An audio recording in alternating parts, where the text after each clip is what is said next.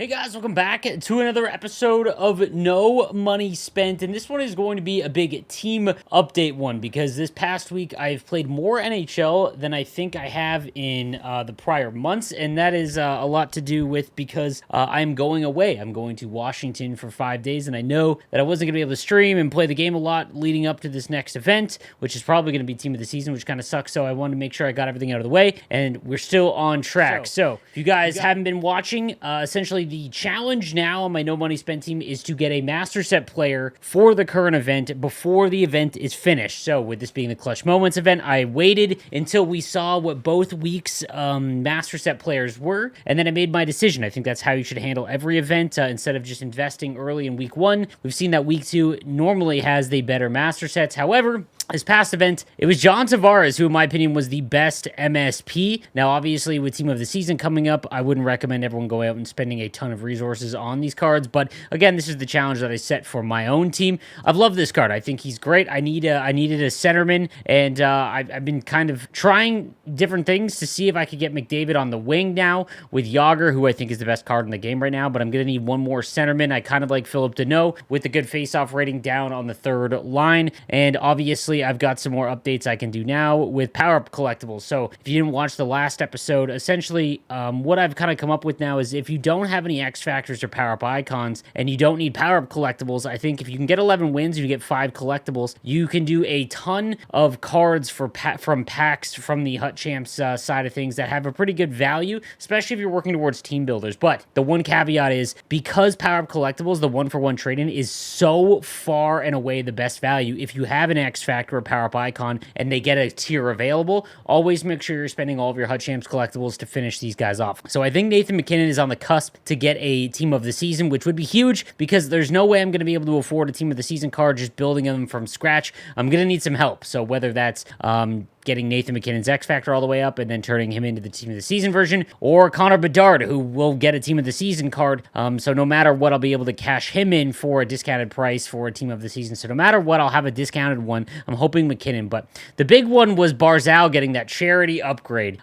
So it is going to cost me 6 more collectibles, and it's kind of tough because I'm going to get 6 collectibles in total. I had 13 wins, I think, this week, and I got the 1 extra for being in Division 2 and getting the tier reward. So he could be a 91, or I could make Nathan MacKinnon spend the 4 and get him up to 95. Honestly, I'm going to hold everything until Friday because if Team of the Season comes out, I want to make sure, let's say Nathan MacKinnon is in there. It probably won't be, but if he is, then I'm going to obviously upgrade Nathan MacKinnon first because you're going to have to upgrade him as high as he can go before then. So my third line is going to be the 91 Barzal, Deneau, and Niederreiter, and I think that's okay. And then my fourth line, I'm completely okay with it just being event cards. That's really how I did this, and I got John Tavares for free by literally just playing my Rivals games as well as my Champs games, and then I did a few squad battles at the very end to get my Clutch Moments one done. And if you haven't watched my video on how to best get these objectives done in a quick manner for free, go back and watch that video. I think I titled it Fastest Way to Get a Free MSP. That's definitely the one that you want to watch there. So back to the team real quick because the forwards weren't the only ones getting an upgrade from this event in John Tavares. This Mark Stahl that came out on the second week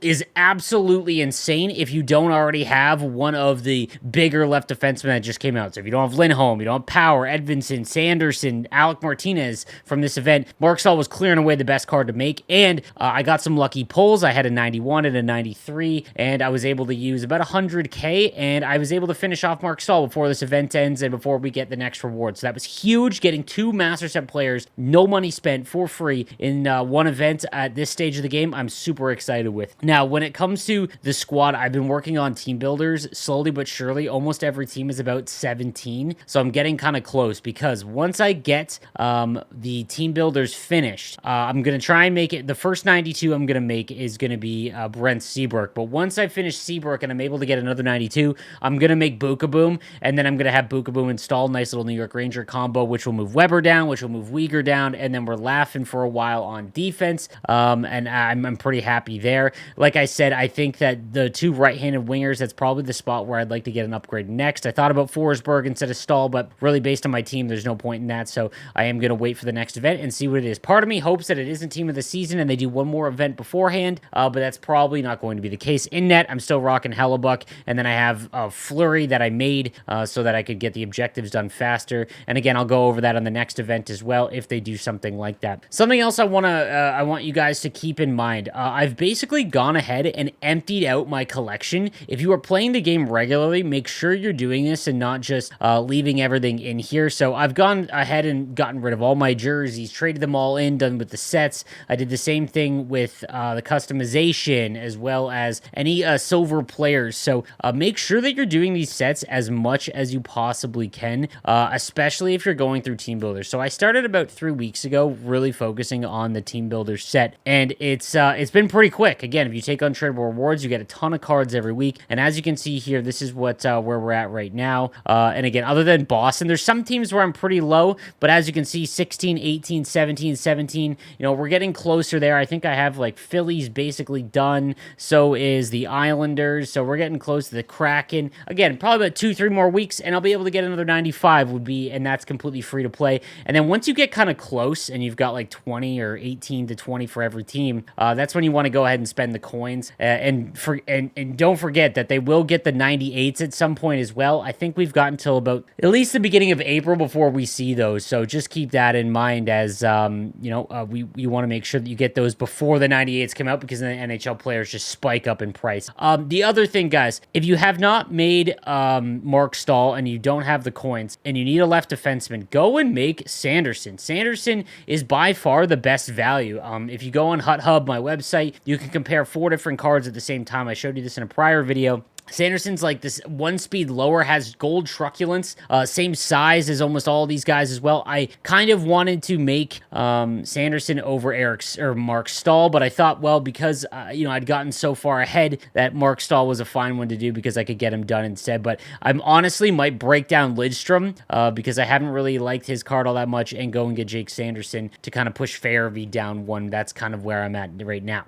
Lastly, something that you definitely want to take advantage of is these daily challenges. Again, if you are looking for cards that will work towards the objective that you've got, a lot of the time they're hidden in here. Not hidden, but you can get free ones, the random 85 to 87 overall for getting this second ultimate done. Don't forget, even if you don't need that card, if you don't want to go for the objective, that's a free, at least, if you get an 85, that's at least 2 more event collectibles. If you get an 87, obviously that's a little bit more as well. So make sure that you're doing these because the value you get is pretty high as well. You can get a ton of seasonal collectibles as well, and I feel like people forget about that. And with seasonal collectibles, I do want to talk about that a little bit because I've been starting to focus again. I think that if you are working towards team builders, and I think that's what you should do if you are going to play the game regularly, I think your best bet is to just try and get as many packs as possible. So I'll show you what I've done in the route, because I don't think going for the power-up icon and shooting your shot, unless you have a god squad and you're missing Gretzky or Lemieux, the 86 overall plus for 70, I don't think is worth it. Same with the X Factor player choice pack. I don't think that's worth it either. And the power-up collectible you can get for free via Hut Champ. So the ones I recommend, Jumbo Elite Pack for sure. And then as you go down, you'll see the Mega Pack, I think, is worth it just for the amount of stuff you get. I don't think you'll pull anything, but just, again, the amount of stuff. The Premium Players Pack is what I'm working on next. And then as you can see here, I've done the Premium Pack and some of the other smaller ones. And again, the reason why is not just for trying to get as many gold NHL players. You want to make sure you're trying to get as many silvers done as possible so that you get, and again, another shot at 2 golds. And then these ones as well are actually a pretty good value for the goalie mask. Sorry, not the goalie mask. The celebrations, you get a premium pack for trading in 10 of those. Make sure they're tradable. Don't go out and buy them. But again, by opening up those like mega packs and things like that, you'll get a lot of these, and make sure that you're cashing them in and not just sitting on them as well. The best one, in my opinion, in the entire game is trading in gold untradeable jerseys for this premium pack pack, you're turning untradeable jerseys in for a tradable premium pack. Make sure you are taking advantage of that as much as possible. So the next thing in terms of where I'm going with my team, again, we'll talk through it just a little bit. If team of the season is out this Friday, it's probably going to be the Young Guns first if it works like last year, and that's going to be Connor Bedard. My entire focus is going to be on Connor Bedard. I'm going to save up as many coins as I can. All of my rewards that I get this week from playing the game a ton, I should get Division 2 Ultimate rewards, so that'd be pretty big. And again, I'll work towards team builders, but anything that's 83 and above, guys, be saving at this point. 83 overall and above, do not trade in for anything else. 82 and below NHL players, put them into team builder sets, and then not gold non-NHLers, re-roll those in the trade-in to try and get, you know, the premium pack, the premium re-roll. That's what I would recommend doing so that you're using all of your cards as much as possible. There's no point in sitting on a collection at this point. So I'm going to try and get the Bedard team of the season. I'm hoping it isn't a stupid cost with this 93 that just came out. So we'll hope and pray. We'll see, but I'm not really sure. Barzal is going to go up to a 91 with his power-up collectibles that I will get this from Hut Champs. I am going to get him up to his 91 because I think it's a bit better, more impactful than getting Nathan McKinnon up to his 95. And then other than that, we're going to have to wait. If it's another event before team of the season, that wouldn't be bad in the sense, like, I think the only position that I really want is probably right defense, but I know that I'm going to get Buka Boom, so then it's probably, it's tough. Probably left-handed wing to go and replace Niederreiter, move Niederreiter down, and then all of these will be just for events. And again, I'm going to go through and I'll show you guys in the next video when the next event comes out what to do to get those done as quick as possible. So let me know, guys, a big team update video, what you guys have been up to and what you're focusing on. And we'll see you guys in the next episode of No Money Spent. Have a good one.